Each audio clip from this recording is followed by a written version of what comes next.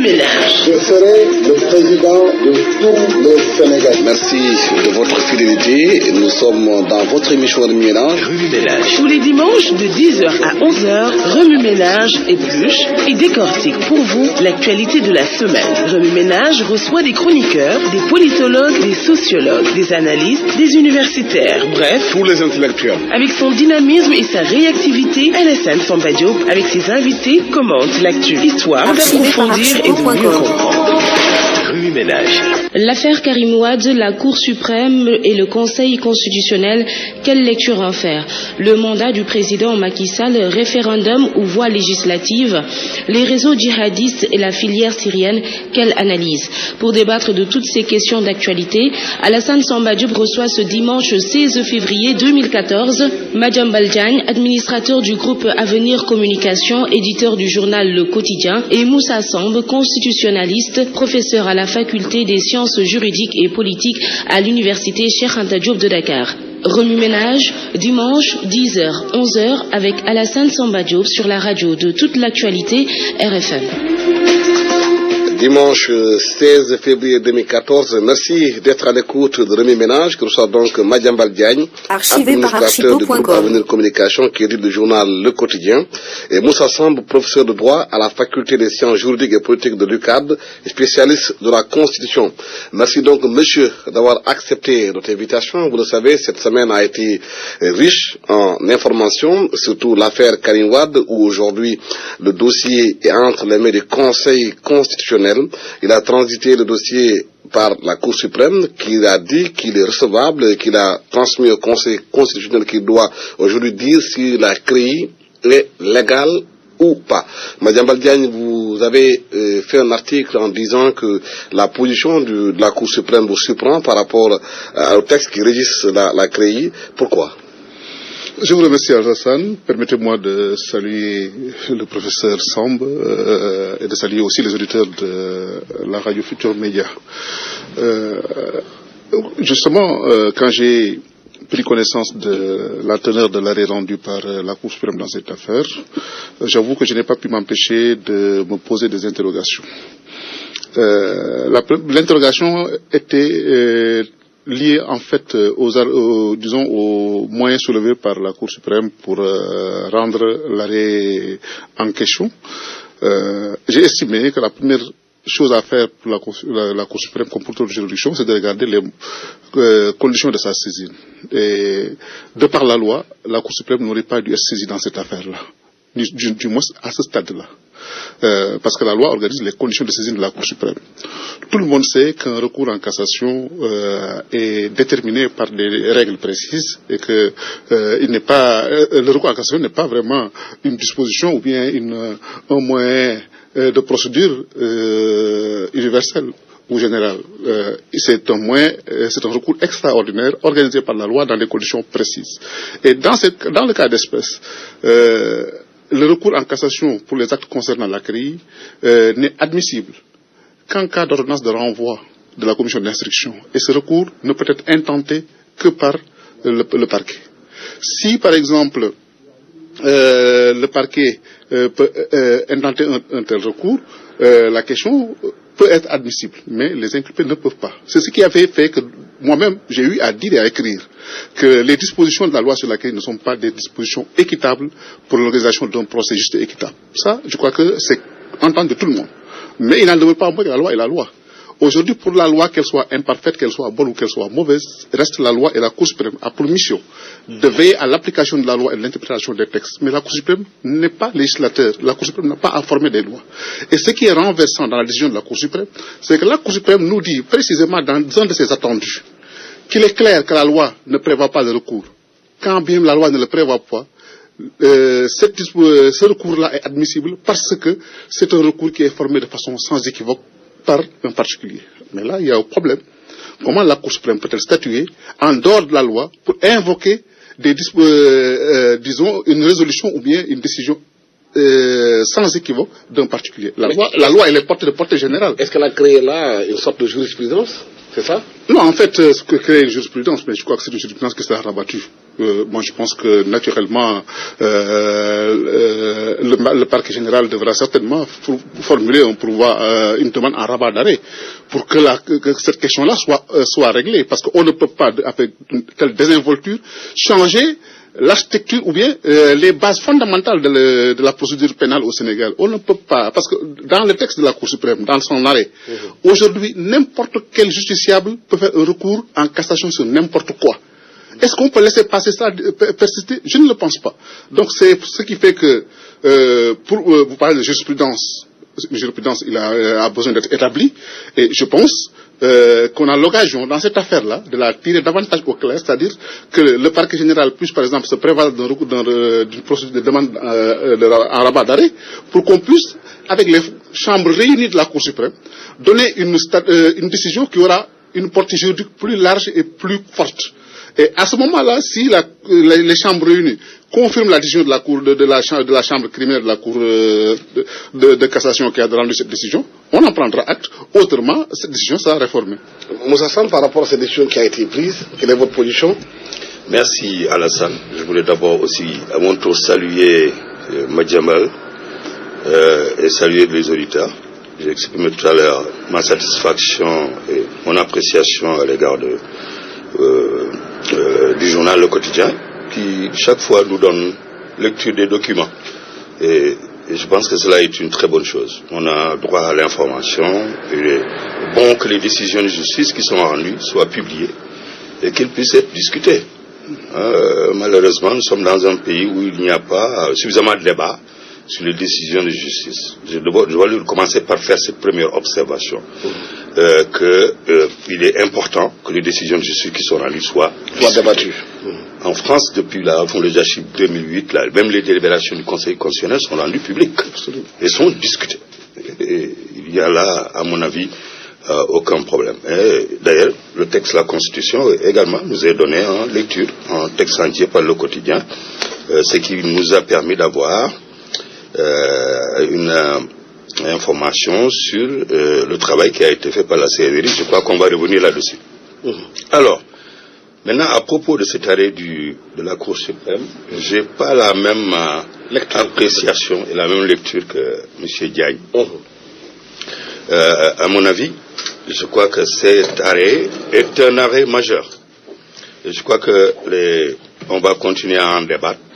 Archivé par archipo.com. Je voulais d'abord faire observer, vous annoncer, je ne suis pas un spécialiste de la Constitution, mais je crois que l'arrêt ne pose pas des problèmes de Constitution. Il va au-delà de la Constitution elle-même. Et la Constitution elle-même n'est pas simplement l'œuvre de constitutionnalistes. Et souvent ici au Sénégal, on dit les spécialistes de la Constitution, les constitutionnalistes. Oui, en termes de classe, laissez-moi terminer. Je voulais dire que la Constitution énonce des principes qui vont au-delà. Absolument. Des questions constitutionnelles au sens de attribution de pouvoir aux différentes institutions. La Constitution proclame un certain nombre de principes qui transcendent la question simplement des pouvoirs qui sont dévolus aux institutions. Alors, pour revenir à l'arrêt lui-même, tout à l'heure, Madiambel vous disait que le pouvoir en cassation est une voie de recours extraordinaire. Non, le pouvoir en cassation n'est pas une voie de recours extraordinaire. Pourquoi? C'est normalement un recours qui est la règle. L'exception, c'est plutôt les domaines dans lesquels le pouvoir n'est pas permis. Mais à l'attaque de toutes les décisions de justice, en principe, peuvent faire l'objet d'un recours en cassation. Puisque cela relève même de principes qui dépassent la Constitution. Cela dépasse de principes fondamentaux.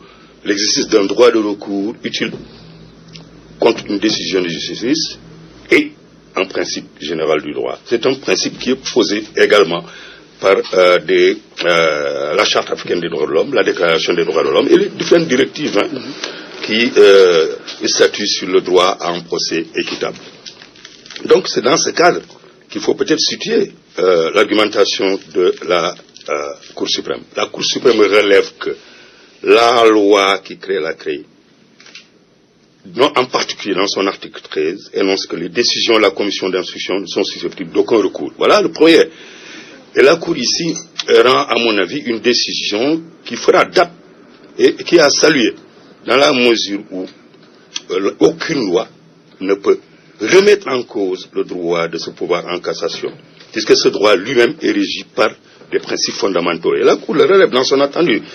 L'exercice du droit du pouvoir en cassation, y compris les motifs pour lesquels, est régi par la loi, mais entendu au sens général du terme. Ce ne sont pas simplement les lois ordinaires, c'est les traités, les conventions internationales qui sont prévues dans la Constitution, dans le bloc de constitutionnalité.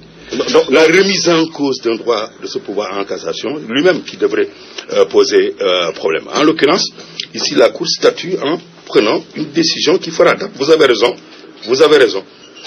Aucune loi ne peut se permettre de priver un citoyen l'existence d'un droit au recours, parce que le droit au recours est une garantie fondamentale. Donc c'est une avancée. Un principe général de droit qui ne figure pas dans les textes, qui relève la jurisprudence. Et le principe général de droit, il est relevé par le juge en prenant en compte l'état de la société. Une démocratie civilisée ne peut pas se permettre de ôter un droit de recours à un citoyen, quel qu'il soit. Donc en termes de Moussa Samb, la Cour suprême aujourd'hui fait une avancée significative dans le respect des droits des citoyens. Significative. Mais figurez-vous, même les décisions de la Cour des comptes sont susceptibles d'un pouvoir en cassation. Comment alors peut-on comprendre que la décision d'une simple commission d'instruction d'une juridiction spécialisée ne soit pas susceptible d'un pouvoir en cassation? Si cette décision n'est pas rendue, cela veut dire que demain, n'importe qui, vous, Madiambal, vous pouvez être attrait devant la commission d'instruction, puisque vous faites partie des personnes qui peuvent justement être susceptibles d'avoir un délit d'enrichissement illicite.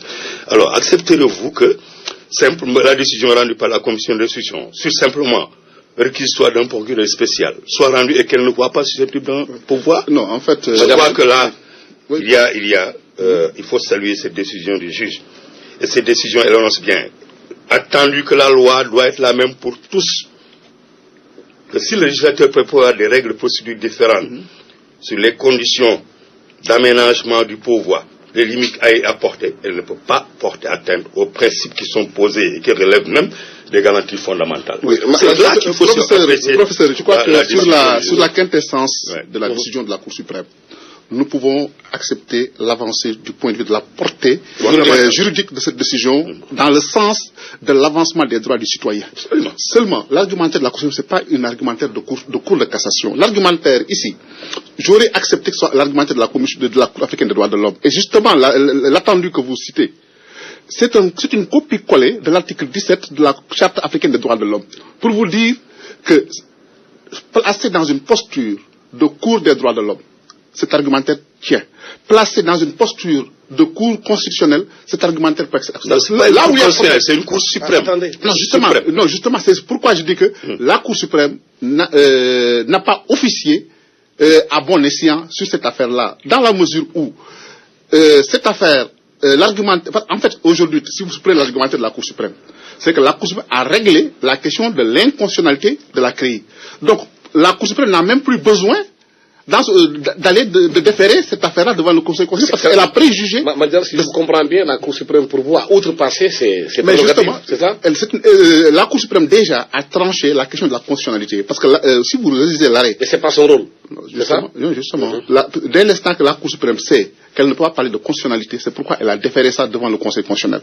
Mais aujourd'hui, son argumentaire tient à dire que les citoyens sont égaux devant la loi et qu'il faudrait qu'on leur accepte le droit de pouvoir intenter un recours, qui est un principe de haute portée juridique que je partage. Absolument. Mais j'aurais accepté que ce soit dû par une autre instance que la Cour suprême. Parce que la Cour suprême, ses modes de saisine sont normés par là. Aujourd'hui, vous dites que la Cour suprême peut être saisie par n'importe quel citoyen, mais aujourd'hui, vous prenez les actes d'instruction, par exemple, ou les actes préparatoires en jugement, ne peut pas être déféré devant la Cour suprême.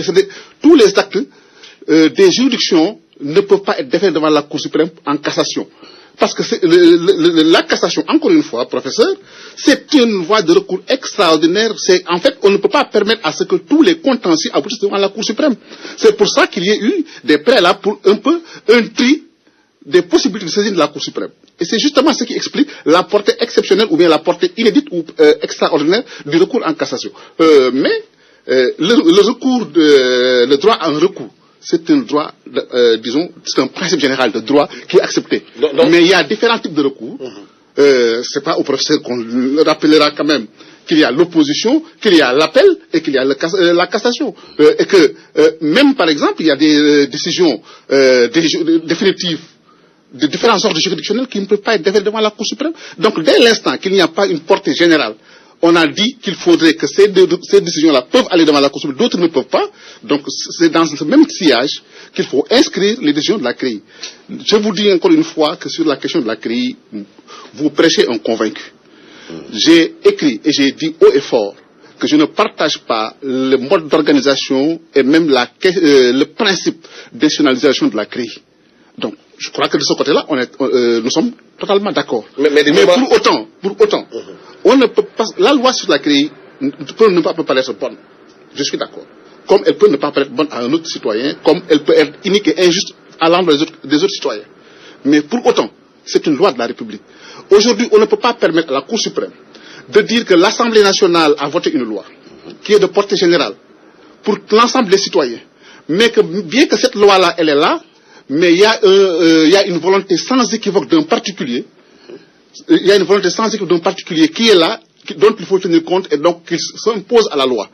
C'est depuis l'esprit des lois de Montesquieu, la loi est de portée générale, ça c'est connu de tout le monde, oui, mais cette portée générale doit s'imposer sur cette volonté générale doit s'imposer sur la volonté des particuliers. Ouais. Parce que la volonté sans équivoque d'un particulier ne doit pas suffire pour s'imposer à la loi. C'est ça le problème. Donc, en termes clairs, ce que Madia vous expliquer, c'est si la Cour suprême a pris cette décision pour un particulier, elle rompt la légalité des citoyens devant. Non, attends. C'est ça? Attendez. Ce que je veux dire, c'est que, Madiambal, qu'il faut réformer. La loi est de portée générale, vous le dites. Mais dans la hiérarchie des normes, la loi elle-même, elle est soumise à d'autres règles qui sont supérieures. La Constitution est supérieure à la loi. Absolument. Et la Constitution prévoit, dans le préambule, des principes qui font partie du bloc de constitutionnalité. Non, il faut dire, dans l'instant qu'on dit que la loi est de portée générale, on parle de loi sui generis. C'est-à-dire la loi sui generis. Laissez-moi continuer. Sinon on ne va pas s'écouter. Si la loi, même si elle est de portée générale, elle est votée, elle porte atteinte aux principes qui sont posés dans la Constitution, cette loi, elle est anticonstitutionnelle. Mais maintenant, il y a plusieurs moyens de relever cette inconstitutionnalité. Exactement. Mais la Cour suprême est justement une instance qui est appelée Cour suprême, parce qu'elle doit jouer le rôle, effectivement, de faire appliquer ce principe de hiérarchie des normes. Elle doit relever que la loi porte atteinte à des principes qui sont garantis par la Constitution elle-même. Vous savez même pourquoi on appelle la Cour suprême la Cour suprême. Vous savez qu'elle est différente de la Cour de cassation, de l'architecture de la juridiction en France. On a l'habitude de dire que la Cour de cassation joue le rôle d'une véritable Cour suprême. Elle est suprême parce qu'elle a pour office d'appliquer la loi, de rappeler les principes. Et à mon avis, lorsqu'elle dit ici que la loi ne peut qu'aménager les garanties légales qui permettent de respecter les droits de la défense, puisqu'il s'agit de principes qui relèvent du droit à une procédure juste et équitable, elle fait une application du droit. Elle ne fait pas application de la loi. Son rôle, c'est d'appliquer le droit. Oui, et il y a une différence entre le droit et la loi. Il faut faire la distinction entre la Cour suprême, le droit et la loi. Oui. Ici, la Cour suprême fait application du droit. Elle ne fait pas application de la loi. Et elle a tout à fait raison. Et c'est pourquoi je vous disais tout à l'heure que c'est une décision historique. Généralement, on a tendance à avoir des magistrats qui se limitent simplement à une application aveugle de la loi. Pour la première fois, nous avons ici un juge qui, dans un entendu clair, fait une application claire de la loi et souligne le fait que la loi ne peut pas porter atteinte à des principes de relève des lois constitutionnelles, des traités et des conventions internationales. Donc c'est une décision majeure à saluer. Au-delà maintenant du cas d'espèce, à proprement parler, je crois que c'est une décision historique à saluer, une avancée notable dans le respect des droits de la démocratie. Bien sûr, et de la démocratie. Et de la démocratie, puisque appliquer les principes de traitement équitable, appliquer les principes qui relèvent des normes supérieures qui sont consacrées dans notre Constitution et qui relèvent du respect des droits de l'homme, c'est faire une avancée pour la démocratie. Au-delà maintenant du cas précis d'espèce, moi je ne me prononce pas sur le cas d'espèce. Je lis l'attendu et je dis que cet attendu-là, elle sera relevée. Et c'est un bon exercice pour nos étudiants de la fac de droit. Ils constateront en particulier comment le juge peut montrer que la loi ne peut en aucun cas porter atteinte au principe des droits des citoyens. Et ça, il fallait l'arrêter un jour. Et c'est à l'occasion de cette affaire-là que la Cour suprême le fait. Maintenant, vous avez dit tout à l'heure, en prolongeant, qu'il faudrait peut-être revenir aux chambres réunies. Mais non, en l'occurrence ici, la Cour suprême ne se prononce pas sur l'inconstitutionnalité de la loi sur le CREI. Vous pouvez le penser en soulignant simplement le fait qu'il relève que l'introduction du pourvoi en cassation contre la décision de la commission d'instruction porte atteinte aux principes fondamentaux qui sont posés par la Constitution. Mais par ailleurs, pour ce qui concerne l'inconstitutionnalité, c'est le dernier attendu. L'exception d'inconstitutionnalité, la Cour le renvoie au Conseil constitutionnel. Et cela est tout à fait établi en vertu de l'article 20 d'ailleurs de la loi organisant le Conseil constitutionnel. J'ai lu quelque part qu'on a parlé de la question prioritaire de constitutionnalité. Mais en fait, ici, il ne s'agit pas d'une application de la question prioritaire de constitutionnalité, qui a été consacrée en France en mars 2010. Et de ce point de vue, on peut retenir d'ailleurs que nous sommes en avance par rapport au droit français. La Cour de cassation, même après mars 2010, a refusé de déférer à la question prioritaire de constitutionnalité. Ici, il est fait application du principe qui est déjà posé dans la loi de 1992 sur le Conseil constitutionnel et qui a été réaménagé en 1999, c'est lorsqu'il survient au cours d'une instance, une contestation, et lorsqu'il est simplement soutenu qu'une loi viole les principes de la Constitution, la Cour de cassation, à l'époque, au Conseil d'État, avait le droit de déférer cette question au Conseil constitutionnel. Mais c'est l'exception d'inconstitutionnalité. Donc il faut dire qu'il faut ici considérer que dans la loi sur laquelle la constitutionnalité est en discussion, elle est posée au niveau du Conseil constitutionnel, qui elle est la seule autorité pour la déclarer inconstitutionnelle ou non. Il y a une disposition, et relève la Cour de cassation, qui elle viole les principes fondamentaux de la République, et ce principe fondamental, c'est le principe du droit au recours contre une décision rendue en dernier ressort. Moi, je crois que c'est une question qui est très technique. Peut-être qu'on n'aura pas le temps de pouvoir y revenir. Il faudra une émission spéciale. Peut-être il y a d'autres juristes spécialisés qui pourront alors ensuite entrer dans le fond. Oui, mais Madiambal aujourd'hui... Mais c'est une décision à saluer. D'accord. Quelle sera l'attitude aujourd'hui du Conseil constitutionnel? Est-ce que le Conseil constitutionnel aujourd'hui va voir si la CREI est légale ou pas? Oui, non, mais moi je voudrais relever d'abord qu'on ne doit pas... Constitutionnel ou pas? Constitutionnel. Je voudrais qu'on s'arrête d'abord sur un principe. Il ne faut pas qu'on s'accroche sur le terme Cour suprême pour considérer que la Cour suprême, c'est vraiment le summum de l'ordonnancement judiciaire au Sénégal. C'est vrai, c'est le cas. Mais elle a des responsabilités contingentées précises. Elle est cantonnée dans un domaine de compétences. C'est ce qui justifie l'existence d'un Conseil constitutionnel. Donc, aujourd'hui, quand vous prenez la décision de la Cour suprême, je pense qu'il faut qu'on relise la décision de la Cour suprême avec beaucoup plus d'attention. La Cour suprême vous dit que je suis saisi d'un recours en cassation contre une décision de la CREI. La loi dit, de la commissionnation de la CREI, la loi dit que je ne peux pas être compétente pour ça.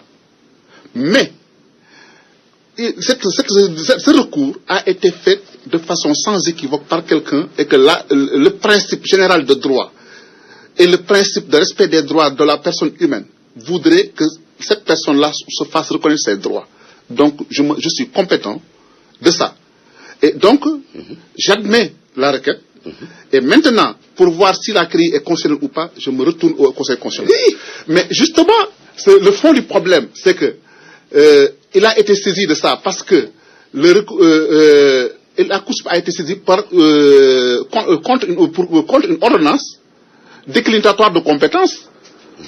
Et donc, une fois que la Cour suprême a saisi cette base-là, elle accepte d'être saisie, bien que les textes lui dénieraient la compétence.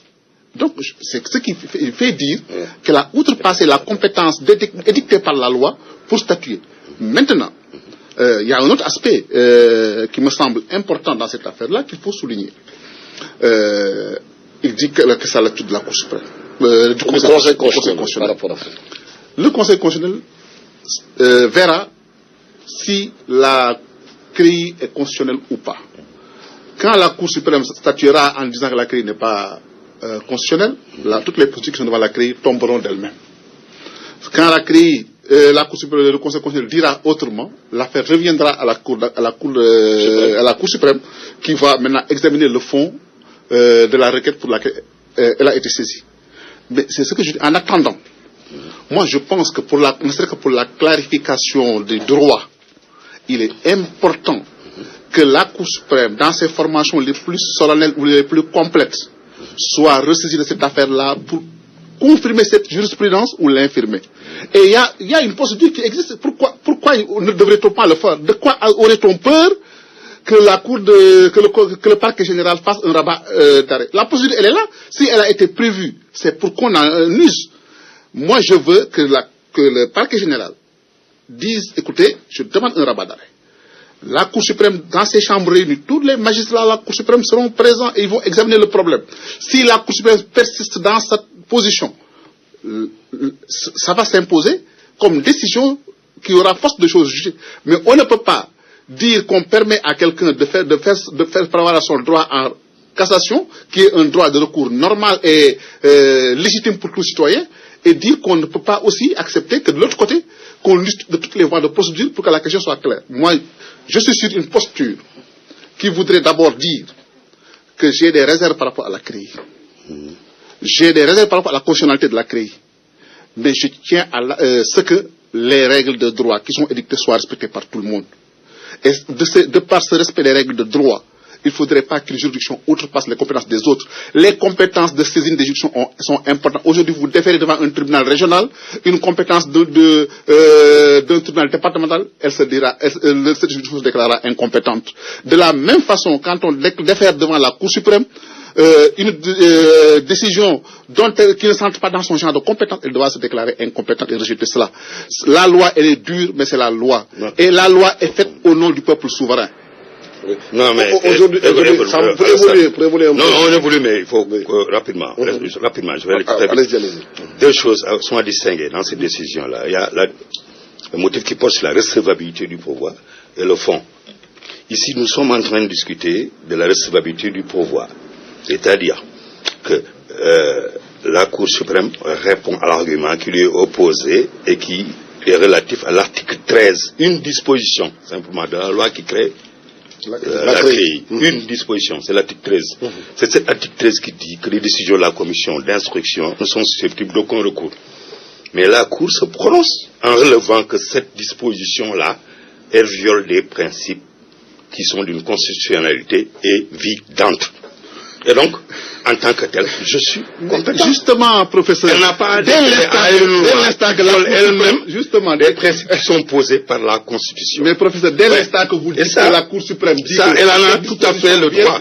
Elle en a tout à fait le droit. Maintenant, quant au fond, la question de l'exception d'inconstitutionnalité qui concerne la loi sur la CREI elle-même dans toute sa globalité et qui relève d'autres questions. En particulier par rapport à d'autres principes. Ça, c'est le Conseil constitutionnel qui va... C'est le Conseil constitutionnel qui va s'y prononcer. Si elle est constitutionnelle... Maintenant, Madiambal, le rabat d'arrêt ne peut pas prospérer. Ici, parce que le rabat d'arrêt ne peut prospérer parce qu'il y a une erreur de droit manifeste. En l'occurrence, ici, il n'y a pas d'erreur de droit. Non, la Cour ne s'est pas prononcée sur les constitutionnalités de la CREI. Vous ne pouvez pas relever. Relisez la loi faire un rabat d'arrêt. Il y a eu déjà des rabats d'arrêt. Mais le rabat d'arrêt n'est possible que lorsqu'il y a une erreur de droit manifeste. En l'occurrence, ici, vous pouvez ne pas être d'accord sur l'argumentation soulevée par la Cour suprême, mais il n'y a aucune matière ici à rabat d'arrêt. Non, professeur. Au contraire, relisez la loi. Au contraire, j'estime que ici, c'est une jurisprudence qui est à souhaiter, et c'est une jurisprudence qui doit prospérer, et qui, à mon avis, doit permettre à que chaque fois qu'une loi comporte atteinte à des principes qui sont garantis par la Constitution, et qui relèvent des principes fondamentaux, que la Cour suprême le relève et écarte cette loi. Absolument. Et en l'occurrence, ici, cette disposition-là, et la disposition elle-même, de l'article 13 qui est ici en question. Maintenant, la question de la constitutionnalité de la CREI relève du Conseil constitutionnel. Mais professeur, c'est exactement la Cour suprême a dit. Mais je voudrais quand même, on ne peut pas évoluer sur cette base-là. Non, c'est important qu'on puisse suivre le cheminement de votre émission, mais il faudrait qu'on puisse s'arrêter un instant. Oui. J'invite le professeur à relire la loi de 2008 sur la loi organique sur la Cour suprême. Les dispositions de l'article 35 et 51 sont très claires par rapport à la question de rabat d'arrêt. Ce n'est pas seulement une erreur de droit, il y a aussi de l'erreur procédurale qui n'impute pas à l'une des parties qui l'invoque.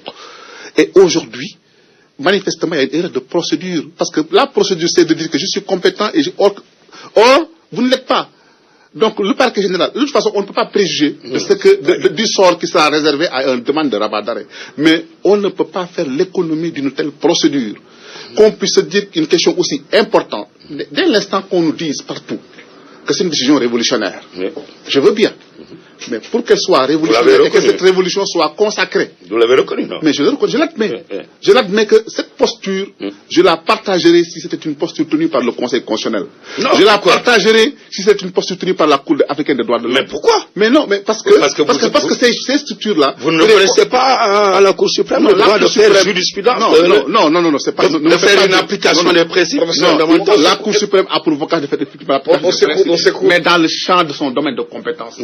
Et aujourd'hui, pour vous dire pourquoi dans votre propos même, professeur, vous dites par exemple que la Cour suprême, sur cette question qui pose un problème de constitutionnalité, la Cour a estimé devoir sans... Non. Je dis qu'elle pose un principe de hiérarchie des normes. Non.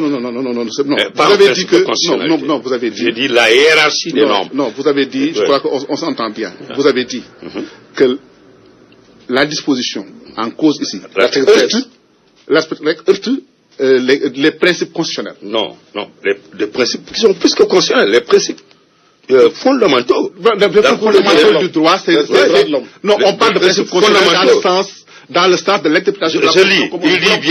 Il dit bien que le droit de recours est régi par des dispositions légales, entendues au sens des lois constitutionnelles, des traités, conventions internationales et principes généraux du droit. Mais tout ça, retiens bien ce dernier point. Voilà, tout ça. Principes généraux du droit. Parfaitement. C'est ce qu'on appelle l'interprétation sur la base d'un bloc de constitutionnalité. Uniquement. Non, parfaitement. Le bloc de constitutionnalité, c'est les principes généraux de droit, c'est les lois constitutionnelles. Les principes généraux de droit ne sont pas dans le bloc de constitutionnalité. C'est différent. Non, c'est comme ça qu'on l'interprète. Non, ça c'est différent. Mais on n'a pas le temps de s'arrêter. Mais enfin. Bon, ça c'est un débat qui demande aujourd'hui 4 heures de temps avec les constitutionnalistes pour aller au fond. L'essentiel, si une loi est prise, qu'elle fait avancer la démocratie, c'est une très bonne chose pour le Sénégal. Mais un point. Je pense qu'ici, vous avez relevé à propos de la loi organique de 2002 de la rabat d'arrêt en parlant d'une erreur procédurale. Mais en l'occurrence, ici, il n'y a pas d'erreur procédurale.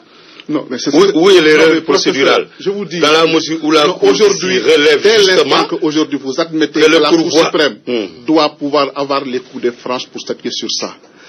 Admettons que même si ce serait un recours ou bien une demande folle du parquet général, que le parquet général puisse intenter une demande en rabat d'arrêt et laisser le soin à la Cour suprême, dans ses formations compétentes, toute chambre réunie. Je ne vois pas comment elle pourrait revenir sur cette décision.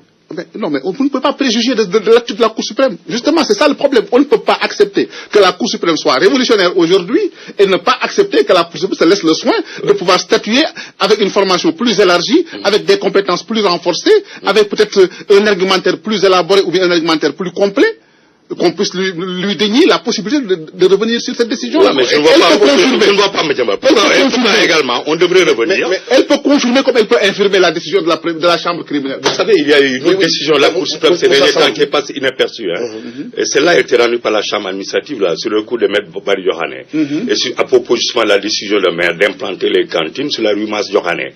Et là, pour la première fois, l'article 77 de la loi que vous évoquez a été relevé par la Chambre administrative pour désigner une expertise. Dans l'article 77 prévoit que lorsqu'une autorité administrative prend une décision qui produit un impact pouvant créer un contentieux qui peut revenir sur la Cour a le droit de demander une expertise. Mais là, c'est même si elle n'a pas d'impact sur la décision, peut pas avoir pour effet au moins parce que la Cour suprême, elle était compétente. Mais c'est le rôle qu'on attend d'une Cour suprême. Non, justement, professeur. Je ne comprends pas. On ne peut pas mettre une avancée de ce genre, que vous demandez qu'on aille en rabat d'arrêt. L'argument qu'aujourd'hui, je pense que le rabat d'arrêt ne peut pas prospérer. Attendons la décision du Conseil constitutionnel. D'accord, attendons la décision. Cette décision du Conseil constitutionnel doit se prononcer. Et je ne vois pas pourquoi elle se déclarait incompétente. D'accord. Ici, nous avons affaire à un contentieux qui est très clair. C'est la question de la constitutionnalité de la loi sur la CREI. Et nous attendons la décision. Évoluons. Madiambal, je souhaite qu'on évolue un peu dans le débat aussi, pour avoir le deuxième point de notre débat, parce que ça, c'est un débat de juristes qui va demander aussi que la presse encore s'intéresse à ces questions fondamentales de droits des citoyens. Madiambal, aujourd'hui, on parle du mandat du président. Est-ce qu'on doit passer par la voie référendaire ou la voie législative pour ramener le mandat de 7 à 5 ans? Parce que beaucoup de voix se lèvent aujourd'hui pour dire que si le président renonce à son mandat de 7 ans, il aurait violé la loi. parce qu'il a juré sur une constitution, sur un mandat de 7 ans. D'autres disent que c'est du Wahohen et que c'est plus important que la constitution en tant que telle. Bon, moi, je ne sais pas comment le président de la République va réagir par rapport à cette question, mais moi, je le prends au mot. Il avait clairement dit qu'il limiterait son mandat à 5 ans. Il l'a dit, il l'a répété. Je ne vois pas qu'est-ce qui poserait le débat à nouveau sur la possibilité pour le président de la République de prolonger le mandat. J'ai vu il y a 2 jours de cela qu'il est encore répété qu'il ne se dédiera pas et qu'il limitera son mandat à 5 ans au lieu de 7 ans. On ne peut pas être plus royaliste que mais est-ce qu'il faut passer celui qui a un mandat référendaire ou législatif? Oui, mais ça c'est autre chose. La procédure par laquelle il limite le mandat, il y a peut-être la possibilité de réformer la Constitution. Mais est-ce que si on réforme la Constitution, elle pourra être rétroactive par rapport au mandat qui est déjà là? Il lui appartient, au bout de 5 ans, par exemple, de renoncer à continuer à faire un deuxième mandat ou de limiter le mandat. Moi, je pense que les modalités par lesquelles on va y arriver ne me posent aucun problème. Mais est-ce qu'il doit démissionner puisqu'il a été élu sur cette... Comment il va faire? Démissionner ou bien la loi le règle de façon rétroactive? Tout dépendra de ce pourquoi, de ce dont le peuple souverain va s'accorder. Si aujourd'hui, le peuple souverain a voté une loi sur la base d'un référendum pour dire, écoutez, nous, le mandat, nous le limitons à 5 ans, c'est vrai que le peuple souverain avait voté une constitution qui avait fait un mandat 7 ans, mais une loi peut être réformée, la constitution peut être réformée par le peuple souverain chaque fois que le peuple souverain le voudra. Mais justement, est-ce qu'il faut passer par une loi référendaire ou une loi législative pour faire ce serait meilleur de passer par une voie, par la voie du référendum. Ça c'est clair. Parce que le référendum constitue plus ou moins l'expression la plus vive ou bien la plus pertinente de la volonté de la population. Donc, je pense que si on a la possibilité d'aller au référendum, moi j'applaudirais des 2 mains d'aller au référendum. Si, par exemple, on profiterait, par exemple, des élections générales, par exemple, sur les élections locales pour faire adopter une disposition constitutionnelle, par exemple, j'ai rien contre. Mais, pour moi, on est en train d'entraîner un débat artificiel sur la durée du mandat du président de la République. Le président de la République a dit, je suis élu pour 7 ans, mais je vais faire 5 ans. Et il continue de le répéter. Je ne vois pas en quoi il y a problème pour vouloir dire coûte qu'il ne va pas tenir parole. Mais attendons que ces 5 ans-là finissent. Si ces 5 ans-là finissent et qu'il continue, là on pourra dire. Où ça semble par rapport à cette question bien précise? Oui. Voie référendaire ou voie législative? Non, moi j'estime que la seule voie, c'est la voie référendaire. C'est la seule voie possible d'ailleurs. Et alors, il faudrait relever, je crois que c'est là je me dans son texte. Comme l'a dit Madiambal, la voie référendaire, il faut l'onction populaire, qui est la voie référendaire. L'onction populaire, qui est la voie référendaire, c'est la seule garantie d'une constitution archivé par archipo.com. Il ne faut pas qu'on l'oublie. C'est sous le régime précédent qu'on a abusé de lois constitutionnelles aménagées par l'Assemblée nationale, en oubliant que l'Assemblée nationale a qu'un pouvoir constituant dérivé. Le principe est que lorsqu'on doit modifier la Constitution, on doit passer par le référendum. La Constitution commence par le peuple du Sénégal. C'est la parole du peuple. Mais donc, pour répondre à votre question, à mon avis... Aujourd'hui, on peut le faire avec les législatives les locales qui sont en train d'être faites, des dispositions... Non, les modalités, moi, je peux varier. Mais ça peut coûter moins cher. À mon avis, l'urgence c'est aujourd'hui de se prononcer sur le projet de la nouvelle Constitution. Mais le projet de la nouvelle Constitution que le quotidien a publié, c'est ce projet qui doit être soumis au référendum. Est-ce que le président a le pouvoir même, je me demande, de souligner des mots ou de revenir là-dessus? Mais je pense qu'il ne peut pas faire moins qu'Abdou Diouf à l'époque, qui à l'époque avait, pour la commission Kebambaye, considéré que les résultats de la commission seront acceptés en toute intégralité. Elle a eu l'honnêteté d'aller jusqu'au bout. Il y a quand même une contestation d'une forme de l'opposition qui dit que les assises nationales, ils n'ont pas été associés. Non, je ne parle pas des assises nationales, je parle de la Commission nationale de réforme des institutions. Oui, mais c'est la synthèse. C'est la synthèse des assises. Non, pas seulement des assises, parce qu'elle a travaillé sur des thèmes de référence qui ont été soumis par le président de la République lui-même. Mais je pense que le courage voudrait maintenant que le président de la République soumette la Constitution telle qu'elle est. Est-ce que lui-même il a le pouvoir de supprimer des virgules et de les ramener? Moi, à mon avis, même cela, je me pose la question, si on devrait l'accepter. Oui, parce que Madiambal, il y a une disposition que certains qui sont avec le président sont de le contester en disant que le président n'a jamais accepté de dire qu'il va abandonner son parti. il y a aussi le cumul des mandats. Certains députés sont en train de briller dans les brancards en disant que nous ne sommes pas d'accord et le cumul des mandats va rester. Oui, moi je pense que parfois aussi il faut qu'on prenne garde par rapport à des sorties d'hommes politiques qui sont parfois plus mus pour des intérêts personnels, bien sûr, personnels que pour des intérêts d'avancement de la démocratie et de renforcement de la gouvernance. Absolument. Parce qu'en France, il y a aujourd'hui l'interdiction du cumul des mandats en France. Oui, chaque pays va essayer d'organiser un peu ces questions de gouvernance publique sur la question de cumul et autres. Mais je veux simplement souligner qu'il y a un aspect aussi qui est courant au Sénégal, c'est que il y a toujours des gens qui réagissent à tort et à travers les médias pour exprimer des points de vue sur des questions qu'ils ne maîtrisent même pas. Moi, je suis convaincu que la plupart des gens que j'ai entendus sur vos radios n'ont même pas pris la peine de lire les dispositions qui sont stigmatisées. Et ça pose problème. Maintenant, sur la question de chef de parti ou autre, il faut comprendre l'esprit dans lequel a travaillé la Commission nationale de réforme des institutions, qui est une commission très sérieuse et composée par des personnalités de qualité. Absolument. Qui ont fait un travail qu'on peut considérer comme un travail de qualité. Et ce travail, c'est un travail aussi, il faut dire, important pour l'avancement de la démocratie. Les gens ont travaillé dans l'esprit de savoir ce qui est possible, ce qui est faisable immédiatement, ce qui est faisable à court terme, ce qui est faisable à long terme. D'accord. Donc, il y a dans les dispositions préconisées par la Commission des institutions des choses qui ne peuvent pas s'appliquer à un mandat en cours. C'est donc aujourd'hui, justement, c'est-à-dire aujourd'hui, par exemple, sur la question, par exemple, de la question du chef de parti, il serait difficile aujourd'hui de se réveiller et de voter une disposition qui dit, écoutez, aujourd'hui on adopte la Constitution, aujourd'hui, le lendemain, le président de la République va arrêter d'être chef de parti. On le prendrait au dépourvu, on le prendrait de court. Est-ce qu'il n'y a pas une possibilité d'aménager cela pour dire, écoutez, il y a une disposition transitoire, par exemple, de 2 ans ou de 3 ans ou de 4 ans, après cela, la loi, on lui fait dire ce qu'on peut lui faire dire. Je ne dis pas que c'est la procédure qu'il faut adopter, mais il reste quand même que dans un esprit constructif, dans un esprit de consolidation de la démocratie, on doit pouvoir échanger et faire en sorte que les institutions sortent gagnantes de tout le processus d'élaboration des règles qui les régissent de façon générale. Et sur cette question, je ne suis pas d'accord avec le professeur Samb quand il dit que le président Macky Sall n'a pas à toucher d'une virgule. Nous admettons que le texte déjà présenté par la Commission de institutions mérite quelle correction? Non, il y a des corrections qui parce que la Constitution, c'est pas la Bible aussi. Non, justement. Ni la Torah. Non, même si c'est pas la Constitution déjà adoptée par référendum n'est pas la Bible ni la Torah, on peut y revenir.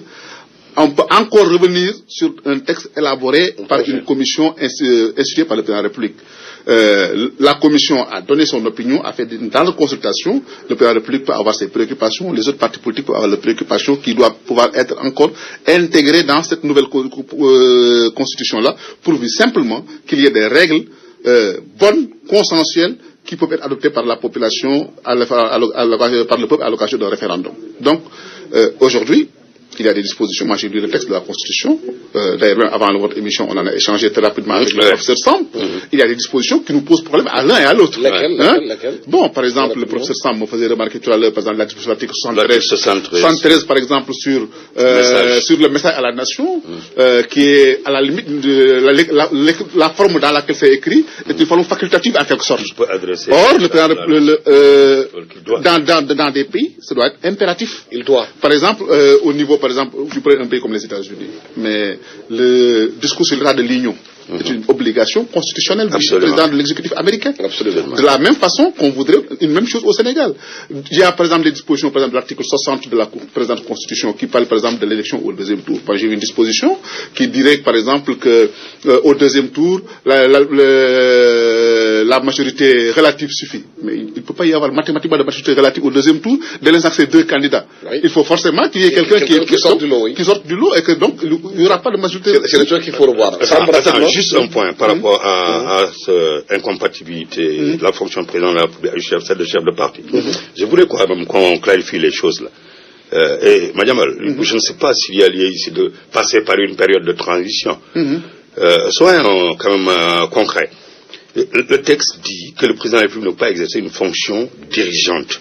Ça veut dire qu'il ne peut pas être chef de parti. Mais personne ne lui empêche d'être membre de son parti. Absolument. Mais tout le monde sait qu'ici, même si le président de la République décide demain qu'il n'est plus le chef de l'APR. C'est lui qui dit en soumet. Ce chef de l'APR va venir le voir tous les jours pour demander des instructions. C'est comme en France, oui. Mais c'est comme en France. Le secrétaire général. Je ne vois pas où est le problème. Il n'y a pas de problème. Oui.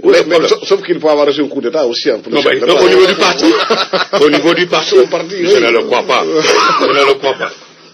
Madame, l'autre point qui intéresse aujourd'hui les Sénégalais, aussi la presse en a beaucoup parlé, c'est qu'aujourd'hui le Sénégal semble être une voie de transition des jeunes Sénégalais qui vont en Syrie pour combattre. La presse en a beaucoup parlé, on a parlé de familles sénégalaises dont leurs enfants ont été acheminés de la France via Dakar pour aller en Turquie pour le combat de l'Égypte. Est-ce qu'on est en danger aujourd'hui par rapport à cette filière? Bon, il faut dire que la menace, disons, islamiste, du terrorisme islamique est réelle. Nos frontières sont poreuses. La situation au Nord Mali, dans certaines parties du Niger et de la Mauritanie, est là pour nous rappeler. Je pense que les services sénégalais sont bien outillés et sont assez informés sur les mouvements de certains groupes qui constituent une menace pour le Sénégal. C'est pas pour rien que la Direction générale pour la sécurité extérieure de la France soit installée au Sénégal pour veiller sur ces questions-là de montée du péril islamiste. La menace, elle est réelle. On ne peut pas l'occulter. Nos frontières sont poreuses, on voit les populations de part et d'autre des frontières. Quelqu'un peut facilement se fondre dans la population.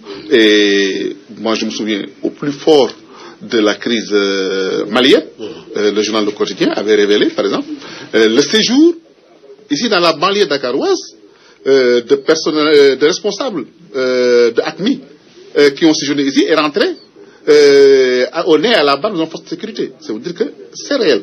Il y a quelques années de cela, le responsable des attentats de Casablanca, par exemple, avait séjourné ici à Dakar, à Mbour précisément, et il était connu et fiché par les services de renseignement sénégalais et français. Mais il y a plusieurs centaines d'Européens qui actuellement sont en train de combattre en Syrie. La Commission européenne a créé un réseau de réflexion actuellement qui réfléchit sur le problème du retour de ces combattants qu'on appelle les freedom fighters. Ce réseau s'appelle RAN. C'est-à-dire que déjà, eux, ils sont conscients que ces jeunes Européens qui sont actuellement en Syrie, lorsqu'ils reviendront, ils pourront être un péril à la sécurité. Est-ce qu'on peut en penser ici dans le pays à ces jeunes Sénégalais, nous aussi, Sénégalais ou Africains? Il faut prendre conscience de cela.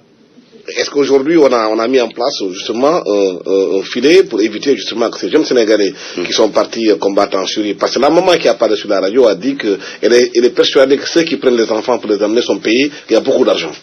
Je ne sais pas. Justement, mais le terrorisme se nourrit de ça.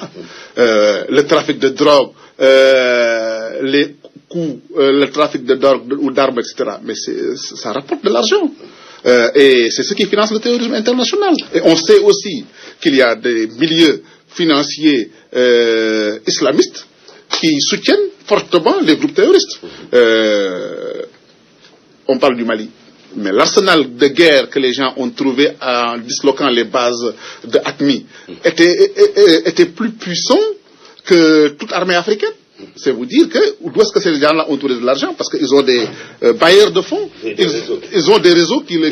Mais il y a aussi la menace des réseaux sociaux, Facebook, Twitter, où les terroristes recrutent des jeunes. Est-ce qu'aujourd'hui la police sénégalaise est assez outillée pour surveiller ces réseaux-là par rapport au mouvement? Bon, aucune police au monde n'est où certains prennent des photos de jeunes femmes très belles pour attirer des jeunes, justement. Non, mais aucune police n'est outillée. Je pense que on ne peut pas fermer les réseaux sociaux qui sont quand même aussi des espaces. Mais est-ce qu'il y a une surveillance aussi?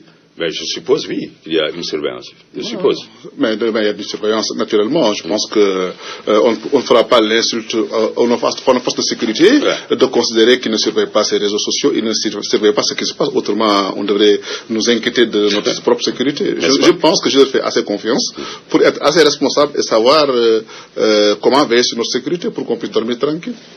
Merci infiniment à mes invités, Madiambal Diagne, administrateur du groupe Avenir Communication, qui est le journal Le Quotidien, Moussa Samb, professeur de droit à la faculté des sciences juridiques et politiques de l'université Cheikh Anta Diop de Dakar, à la technique Abdoulaye Diop, micro-relation Samba Diop, le débat sur la jurisprudence ou pas du Conseil de la Cour suprême par rapport à la légalité des citoyens, peut-être concernant cet article bien précis, Madiambal, mérite de notre débat beaucoup plus profond pour qu'on puisse comprendre ce qui se passe.